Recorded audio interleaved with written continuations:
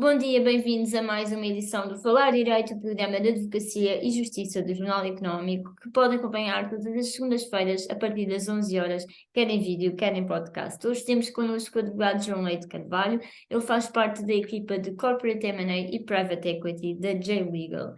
É, aliás, o responsável pela J-Next, que é uma estrutura autónoma dentro desta sociedade que se dedica a startups, capital de risco e empreendedorismo, também fintechs.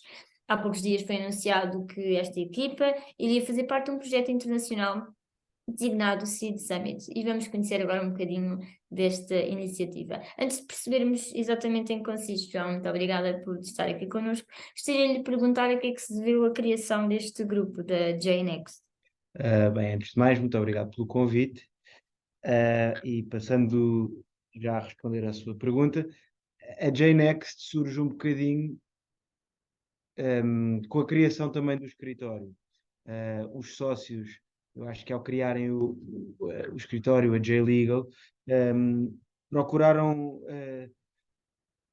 atuar em todas as áreas que tinham interesse, algumas delas que não conseguiam fazê-lo nos escritórios onde estavam anteriormente, um, e a partir daí, pronto, surgiu sempre esse interesse em estar envolvido neste ecossistema tão atrativo. Eu juntei-me à J-Legal em setembro do ano passado e em meados de janeiro deste ano fui desafiado pelos sócios para tentar desenvolver este, esta filha da J-Legal, completamente focada nestes temas que a Mariana referiu. Um, foi um, Acho que as coisas surgiram naturalmente. Tanto eu demonstrei logo um interesse muito grande nestas áreas, como os sócios já o tinham, e por isso foi aqui quase uma simbiose perfeita de nós queremos fazer isto, e o João tem muito interesse nesta área, por isso vamos juntar os dois e criar esta, esta, este departamento autónomo. Partindo aí dessa questão do interesse que mencionou, isto no fundo é também tendo em conta algum passado que tem nesta área, presumo. Eu sempre me considerei bastante empreendedor. Já antes de ser advogado e mesmo durante, sempre que procurei, sempre que tive algum interesse em fazer alguma coisa, sou mais um doer do que um thinker. Então, sempre tentei fazer coisas, algumas com mais sucesso, outras menos. Por isso, eu acho que este meu lado empreendedor também veio muito, contribui muito para a criação deste projeto. Ou seja, as experiências que eu tenho uma marca de roupa, sou DJ nas horas livres. Uh, Tenho participações em negócios variados, restauração, etc. Pronto, no fundo, sempre gostei, tenho vários interesses, sempre gostei de tentar envolver-me neles. E acho que isso aí é um bocadinho, acompanha um bocadinho o que é a tendência da minha geração, que é tentar fazer coisas diferentes, não seguir as regras ou aquilo que é pré-formatado, e mesmo que acabemos a trabalhar em profissões tradicionais como é o direito, tentar criar aqui algum tipo de novidade, diferença, marcar a diferença, às vezes romper um bocadinho com o tradicionalismo até um certo limite, claro, mas pronto, eu acho que sou um produto da minha geração. E aí na J-Legal também fomentam esse tipo de espírito, ou seja, neste momento também para percebermos, a vossa equipa tem quantos advogados alocados, são normalmente também pessoas da sua geração, né? Sim, absolutamente. Acho que um dos pontos principais da J-Legal, e por isso é que eu diria, arrisco-me a falar por todos os meus colegas a dizer que somos todos muito felizes a trabalhar aqui, é que temos uma certa autonomia e uma voz que imagino que noutros escritórios de maior dimensão de quantidade de advogados não seja tão possível. Ou seja, caso nós tenhamos algum projeto, alguma ideia, mas tanto numa área de atuação como alguma coisa de melhoria no escritório, os sócios são todo ouvidos. E pronto, então promove bastante este lado, não só em mim, mas em todos os advogados que aqui trabalham, de tentar fazer coisas de desenvolver, de contribuir para o crescimento do escritório. Nós Mas não, somos. não respondeu à minha pergunta. Quantos advogados é que fazem Sim, parte sim, destes grupos? Ou se é só então, você? a totalidade do escritório são É cerca de multidisciplinar. 17. A JNX, neste momento, é um produto pelo qual eu dou a cara, mas que tem o benefício de contar com todas as mãos que o escritório tem para contribuir. E como é um departamento relativamente abrangente, porque nós não vamos olhar para startups, ou não olhamos só para startups, do ponto de vista tecnológico, de constituição societária, etc. Procuramos sempre, mediante o cliente que venha ao nosso encontro, construir uma equipa criada por dentro com as pessoas que melhor contribuirão para o escritório. Para o escritório não, para o cliente e para o projeto. E neste caso, sabemos que uma das vossas assessorias, pelo menos uma das que fizeram e que veio a público, foi um investimento de 5 milhões da Explore Investments, o fundo deles, na tecnológica portuguesa Nextbit. Que outros mais recentes é que podem esmiuçar? Eu não sei se podemos falar assim com grande detalhe sobre o que é que temos feito. Mas pelo Na, menos o tipo de processos. sim, na JNX temos trabalhado bastante com jovens empreendedores, acima de tudo em fase pre-seed e seed. Uh, Temos dois clientes que estão a desenvolver duas redes sociais bastante disruptivas. Trabalhamos com uma nova forma de seguradoras trabalhar. Tentamos sempre, nós não tentamos, mas tem vindo felizmente ao nosso encontro negócios e ideias de negócios bastante disruptivas e que exigem até da nossa parte uma atitude muito ativa e não reativa, porque há certos projetos que estão em no man's land, ainda não muito regulados ou extensivamente regulados, e por isso tentamos sempre prevenir para o que vem aí, para o que aí possa vir. Também associado a isso, do tipo de clientes com quem mais lidamos estão ligados à Web3, que, de um ponto de vista legal, apresenta vários desafios, tanto para o que aí vem, também com o muito falado regulamento MiCA, tentarmos entender o que é que podemos e onde é que podemos atuar e que não tenhamos que estar sempre a moldar-nos consoante o que aí vier, a legislação que aí vem, etc. Isso até parte, no fundo, explica um bocadinho a premissa e passo a citar pelo qual um dos projetos que estão ligados agora mais recentemente o Seed Summit, que a estrutura jurídica europeia para startups continua difícil de entender, especificar e implementar, especialmente por fundadores nas suas fases iniciais. Ou seja, eu pergunto-lhe porquê. Não sabemos, obviamente, que isto é verídico, não é? Mas em que termos de que setores, que tipo de fase de crescimento de uma empresa é que isto é mais notório, esta parte da estrutura jurídica ser difícil na Europa? Eu acho que é logo desde um período, logo à nascença, e daí também a Seed Summit pretende atuar a partir da nascença. A GeneX, enquanto estávamos a tentar desenvolver o nosso projeto e a fazer muita pesquisa do que é que se passava neste ecossistema e das grandes falhas, talvez a maior falha seja mesmo a nascença, que é, como é natural, os empreendedores não têm muitos capitais numa fase inicial. E também a última preocupação da maior parte deles é a questão de estrutura societária, questões legais, etc. O que faz com que muitas adotem sempre, quase sempre, uma estratégia de do it yourself, que é perfeitamente compreensível, porque não têm, na verdade, os fundos necessários para irem contratarem um advogado e nem sequer é uma prioridade, como eu disse.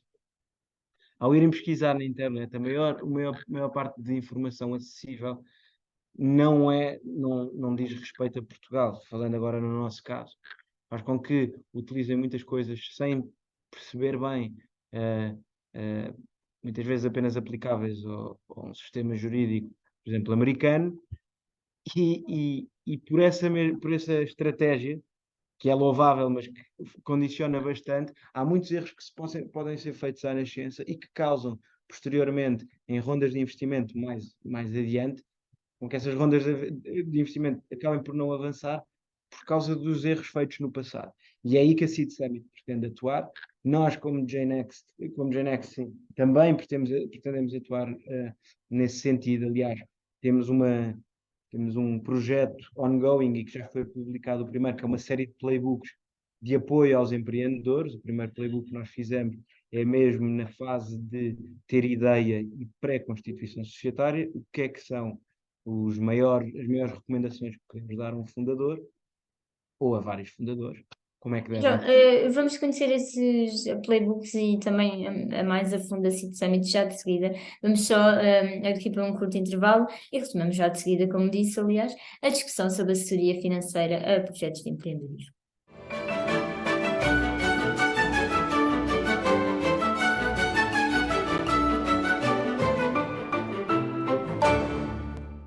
Regressamos à emissão com o advogado João Leite Carvalho. João, estávamos a contar que é a parte agora da vossa envolvência com esta Seed Summit e os vossos playbooks internos para ajudar os empreendedores. Para quem não conhece esta Summit, não é?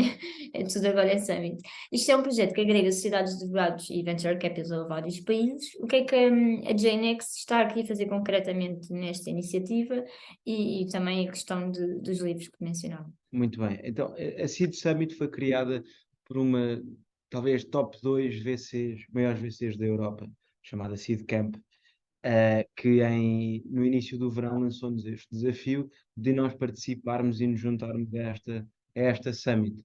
Summit, no fundo, a Seed Summit é uma base de dados enorme com minutas de contratos e de acordos, essencialmente para uma fase inicial de pre-seed e seed, para ajudar os empreendedores e fundadores a não cometerem aqueles erros que eu estava a referir antes. Nesta fase inicial da Seed Summit, eu penso que que têm uma base de dados para fundadores sediados no Reino Unido, em França, em Portugal, obviamente, e Itália. Penso que é Itália. Pronto, e nós, juntamente com outro escritório de advogados, contribuímos para a preparação destes documentos que são disponibilizados de forma gratuita na plataforma da Seed Summit, para os fundadores portugueses. Este projeto começa nesta fase de apoio, de um apoio mais otimizado, digamos assim, mas pretende que seja uma coisa ongoing, ou seja, à medida que, que, que haja evolução no tipo de contratos que são celebrados, porque existe uma constante evolução dentro deste ecossistema, nos contratos utilizados, acima de tudo, para financiamento e capitalização das startups. E aquilo que a Seed Summit pretende é estar também na crista da onda, quando esses contratos começam a ser utilizados, a ficarem também disponibilizados e aperfeiçoados ao sistema jurídico, aos vários sistemas jurídicos em que atuam. Sei também que a Seed Summit pretende iniciar ou disponibilizar os seus documentos nos Estados Unidos muito em breve. E também existe aqui outro fator ou outra vertente da Seed Summit bastante importante para os empreendedores portugueses. Como eu disse, os criadores da Seed Summit é a Seed Camp, uma grande VC, e a Seed Summit permite exatamente que um empreendedor português consiga chegar talvez a VCs, a investidores estrangeiros, que de uma forma natural talvez fosse mais difícil. Então cria-se também aqui uma ponte facilitada entre estes dois polos. Quanto aos livros aos playbooks que eu estava a referir, nós na JNext nós tentámos criar aqui uma ideia bastante diferente. Vários escritórios de advogados em Portugal já estão a trabalhar com startups, é um ecossistema cada vez mais atrativo. Acho que todos já ouvimos falar da Web Summit, de todas as summits que têm sido feitas em Portugal, da quantidade de empreendedores estrangeiros que se têm vindo a mudar para Portugal. Então, nós tentamos criar também aqui uma base não só de assessoria jurídica, mas também de mentoria. Estas pontes, criação de pontes e acessos mais diretos entre empreendedores e investidores, entre empreendedores e outros empreendedores mais experienciados que possam aportar algum valor a esses empreendedores. Vamos pôr, por hipótese, um jovem que tem uma ideia de criar uma startup, seja em que setor for, vamos supor em bens de consumo, que é sempre um desafio bastante grande. Nós pretendemos e criamos uma base de mentoria da JNext com empreendedores e investidores, alguns que estão dentro desses setores, que possam, no fundo, nem que seja uma conversa de 30 minutos, para dizer ao empreendedor: olha, tem cuidado, estes erros eu cometi, este e aquele, não os cometas, faz desta forma. Por isso, a nossa ideia é sermos stakeholders e criarmos logo esta ideia de um apoio desde do dia zero até ao momento em que, sei lá, haja uma IPO ou o que seja. Há pouco mencionou a questão das sociedades advogados estarem de facto a investir nesta área. Imaginemos que um dia, como já tem estado a acontecer em alguns, imagina, que iremos ver a J-Legal a ter uma incubadora interna de startups, é um cenário provável. Eu acho que é um cenário bastante possível. Aliás, esta mentoria pretende ser um bocadinho uma incubadora jurídica. Ou seja, nós, enquanto a startup está a crescer, nós queremos, e é se calhar uma dos nossos pilares, é crescer com a própria startup. E nesse sentido, somos uma incubadora legal, jurídica. Para cada fase de crescimento de uma startup são necessárias diferentes intervenções dos escritórios de advogados. E é isso mesmo que nós pretendemos, é conseguir dar uma resposta em todas as fases e acompanhar todas as fases da startup. Na semana passada, a EDC e a Startup Portugal apresentaram um amplo estudo sobre este ecossistema a nível nacional e uma das principais conclusões, na verdade, sem surpresas, é que houve aqui um abrandamento, quer no capital levantado por empresas fundadas por portugueses, quer mesmo ao nível de indicadores sobre a instalação de negócios no país. Que leitura faz destes dados? É assim, eu estive a analisar os dados, também tive a oportunidade de ver o estudo feito pela Startup Portugal. Honestamente, não me pareceu nada alarmante, antes pelo contrário, tivemos um ano muito sui generis a todos os fatores. Anteriormente havia muito dinheiro a circular no mercado, muita disponibilidade, por isso houve esse grande boom. Acho que faz parte também, houve o boom Havia e liquidez? Não. havia liquidez. Não é que neste momento não tenha deixado de haver, há se calhar uma maior ponderação, mas que também faz parte, não é? Mas não me preocupa nada, porque também vemos que o crescimento do número de empreendedores estrangeiros, como eu referi, a virem para Portugal, a pretenderem estabelecer os seus negócios em Portugal ou a partir de Portugal, tudo isso é bastante atrativo, por isso não vejo, eh, não vejo este abrandamento como algo negativo, vejo o abrandamento se calhar como um desafio para Portugal de tentar Não reter. acho que vai ter assim implicações maior no vosso trabalho com os fundos e mesmo com as empresas. De maneira nenhuma, de maneira nenhuma. Aliás, a tendência nem tem sido essa. Por isso, obviamente, também acabamos de oficializar o lançamento, por isso estamos a apanhar essa onda, mas não vejo mesmo, não antecipo um abrandamento ou que isso nos possa vir a penalizar a nós.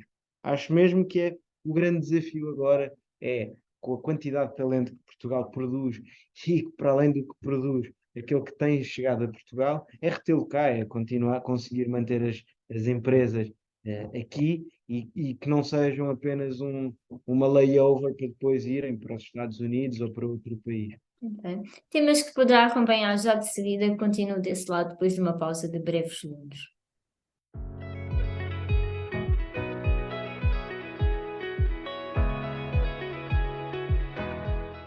Chegamos à terceira e última parte deste nosso programa, onde estamos com João Leite Carvalho, advogado da J-Legal em Portugal.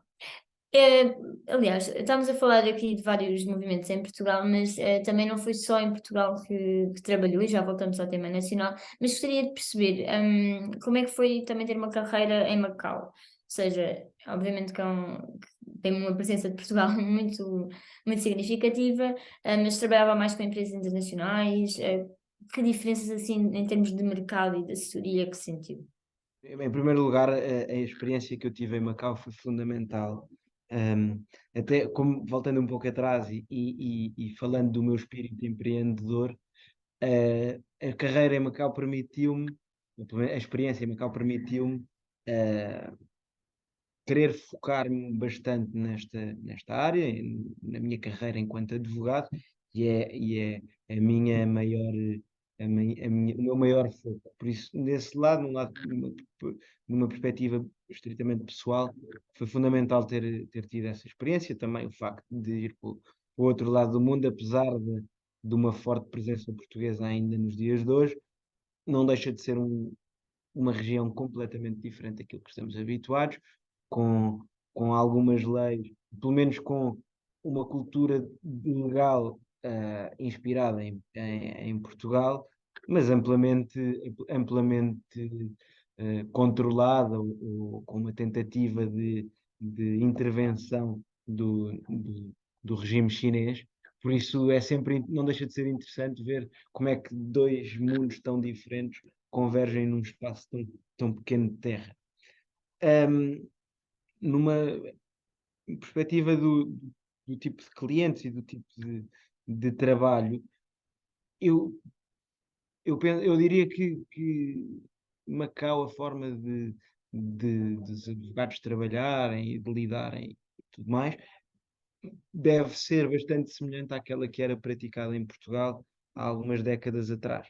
Pronto, como é um sistema bastante fechado também, penso que são um bocadinho mais eh, adversos à, à mudança e à inovação, e por isso se nós achamos que Portugal é burocrático, Macau então é um mundo à parte nesse sentido. Pronto, e em relação a clientes, eu trabalhava essencialmente com clientes locais, ou de Hong Kong, ou mesmo da China, da República Popular da China. Também fazíamos bastante trabalho, aliás, o que move a economia naquela região é o jogo, o mercado do jogo e da aposta, e por isso eu diria que essencialmente trabalhávamos sempre com algum tipo de negócio que estivesse relacionado com o jogo. E não deixou de ser uma experiência fantástica. Por falar em mudança e aversão à mudança, há pouco mencionou a questão agora traduzo para português, a terra de ninguém, que é esta questão da regulação da Web3, e mesmo de certo ponto das fintechs ainda.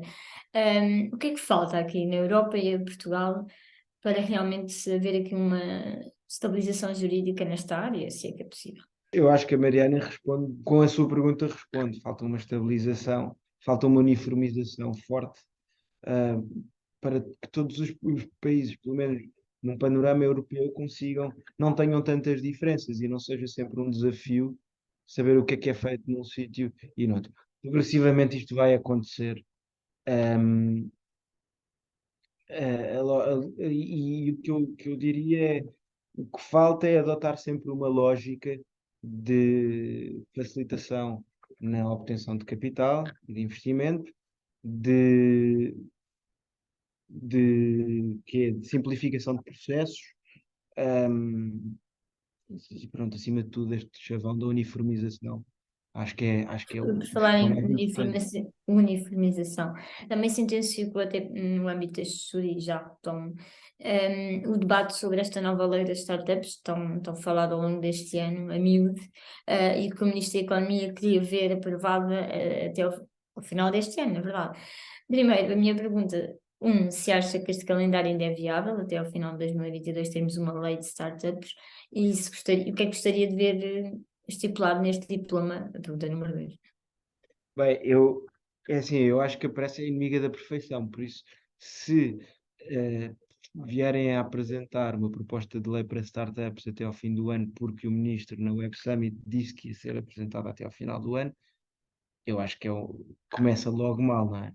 Acho que mais vale pensar-se um bocadinho o que é que se quer mesmo fazer, o que é que se quer promover, e a partir daí sim publicar, ou pelo menos propor uma lei que seja atrativa e que, acima de tudo, eu acho que o que tem que responder é estes grandes desafios que já falámos um bocadinho. A retenção do talento em Portugal, a facilidade na procura e na obtenção de investimento para as startups. Nós vemos que em Portugal, diria quase para aí 80% das startups estão em fase de pre-seed e seed.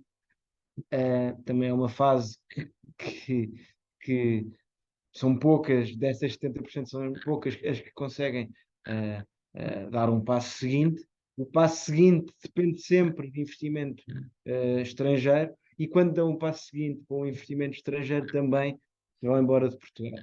Mais uma vez, acho que o grande desafio é o reter o talento, criar bons incentivos fiscais, estimular bastante os empreendedores, não que precisem muito, porque Portugal é um país que está cheio de empreendedores de sucesso. Mas sim, esta retenção do talento e de retenção das empresas, acho que é um grande desafio e é aquilo que devia ser, devia ser uma das prioridades.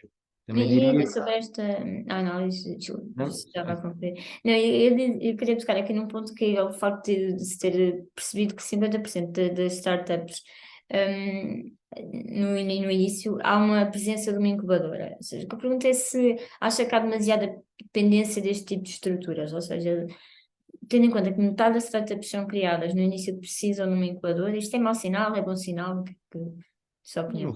eu não vejo como um mau sinal, acho formidável, e as incubadoras portuguesas são, têm uma reputação mundial e são fundamentais também para esta questão de não haver muitos erros cometidos numa fase de crescimento ou de nascimento de uma startup. Por isso, é uma fatalidade depender-se de incubadoras, mas ao mesmo tempo ainda bem que existem e ainda bem que são tão boas a fazer o que fazem. Os casos de sucesso de startups que passaram pela Startup Braga, Porto, Lisboa, Leiria, entre outras, eu acho é, é muito satisfatório nós vermos isso, sabermos que, caso tenhamos uma ideia, temos profissionais e locais que estão super preparados para nos ajudar a crescer e a passar às fases seguintes. Por isso, E é assim que o Falar Direito se despede de mais uma edição. Resta-me desejar a todos um Feliz Natal e informar também que podem continuar a acompanhar os nossos temas todos os dias em jornaleconómico.pt. Uma boa semana.